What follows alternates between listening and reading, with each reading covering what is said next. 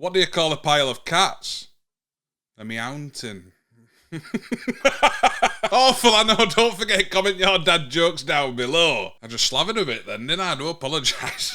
Right, so hello again everybody and welcome back. Today we're going to be taking a quick look at the Chromecast HD with Google TV. It is a brand new device just being released by Google. And like I say, let's take a quick look at it. Is it any good? Is it worth the money? Or is it a complete flop from Google? Right, so that being said, don't forget to hit that subscribe button and let's crack on. Right, so first of all, what I will ask is comment down below if you own a Chromecast with Google TV device, and let me know what you think about it in the comments section down below. And also, in another video, I'm going to be doing a comparison test between the Chromecast HD and the Chromecast that's the 4K version. Right, so if we take a quick look at what's inside the box, as we can see at the bottom there, it is the HD version. We take a quick look inside, nicely packaged, but once, like, who gives a shit, we'll just get into it. In the bottom of the box, we've got the USB-C cable, the plug, and then we've also got a couple of batteries as well. We've got the Chromecast itself, which is identical to the older version, which is the 4K version. It's exactly the same, USB-C port on the bottom. The remote, once again, identical to the 4K version. Everything's exactly the same. If I put the boxes next to each other, you can see pretty much the same thing. The Chromecasts next to each other, exactly the same size, the same design, everything about them is the same. Obviously that's looks wise and not specs. The remotes, once again, exactly the same, which is the dog shit design that they had before. I don't know why, I just don't like it. I think it's tiny.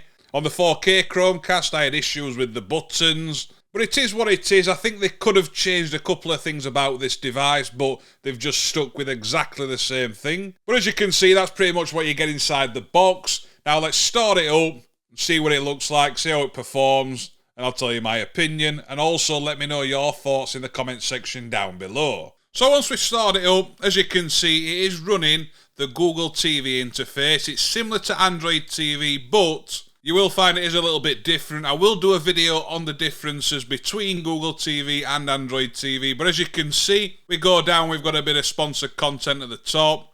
Top picks for you. And then you've got your apps there. So you can scroll across those. And if you've got more apps inside, it'll say see all on the end. And then you go down, and this is the thing with Google TV. There's a lot of suggested content inside here. And a lot of people don't like this. But then there are people that prefer it like this, because if you're just browsing for things to watch, it's a very good thing to look through. You can see there we've got some YouTube recommendations, but as you can see, Disney Plus, Netflix, Prime Video, they're the main apps that it's using to suggest content to you. If we go to the bottom, we can manage services. So say you want to see content from Apple TV but not from Disney Plus, we can turn that off, click on back.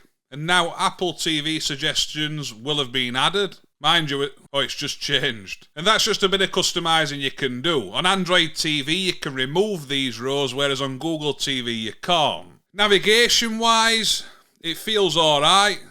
When I was first setting it up, it felt a bit clunky and a bit laggy, but now it's all loaded up and set up. It is navigating well. And don't forget, specs-wise, this is using a lower-end CPU, but at the moment, I'm not really noticing any difference. Now, if we just open up YouTube, I'm quickly just going to see how it performs when it's playing back such as 4K video. Although the max resolution of this device is HD 1080p, I'm just going to see how it copes with playing content back in general. And I'm using this video because this is the video I use in all the comparisons and things as well, but it does load up fast. Does look a bit stuttery there though, doesn't it? There is a bit, this is the bit swooping round. I tried to look at the edges of the screen to see if it's jumping.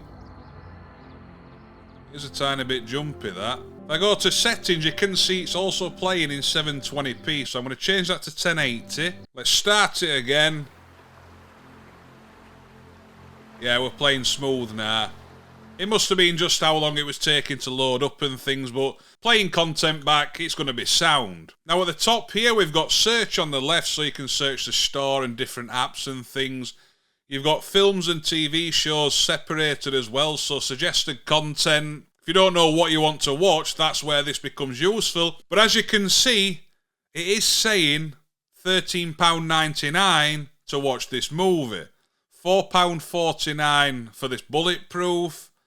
$15.99 for this. So it's showing me suggested content that's not actually just from subscription-based apps. It's showing me content which is giving me the option to purchase it, but I don't like that.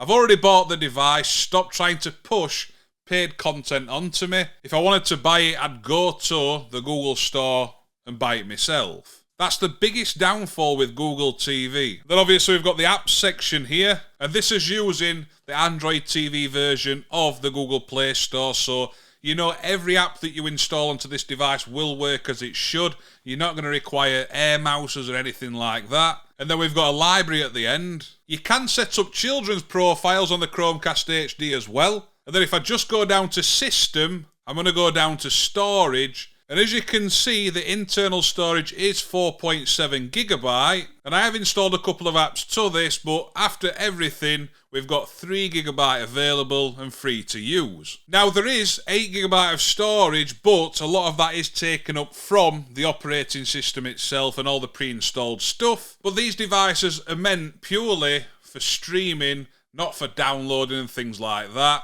So 3 gigabyte is more than enough. Now, we could go really in-depth with this review, but I don't really see the point. It's just going to waste your time. Design-wise, it's exactly the same as the previous Chromecast from 2020, I think it was. Now, price-wise, we do see a difference. The Chromecast HD is £34.99, so £35. Now, I wish they'd have gone more premium. I don't think they had to target an already saturated market with budget streaming devices.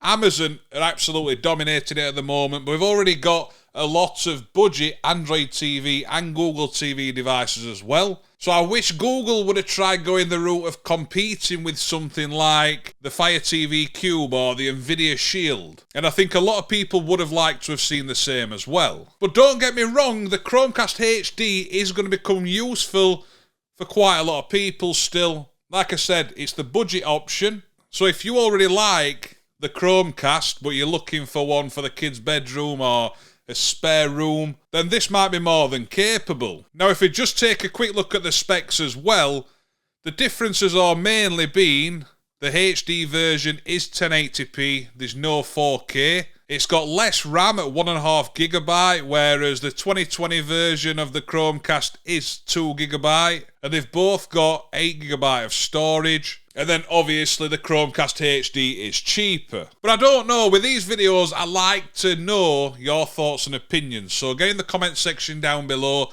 let me know what you think. Do you think Google have done a good thing releasing a HD Chromecast, or do you think it's just a waste of time? But yeah, comparison video coming soon, so make sure you subscribe for that. I hope you enjoy the rest of your day, and I'll see you soon. Ta-da!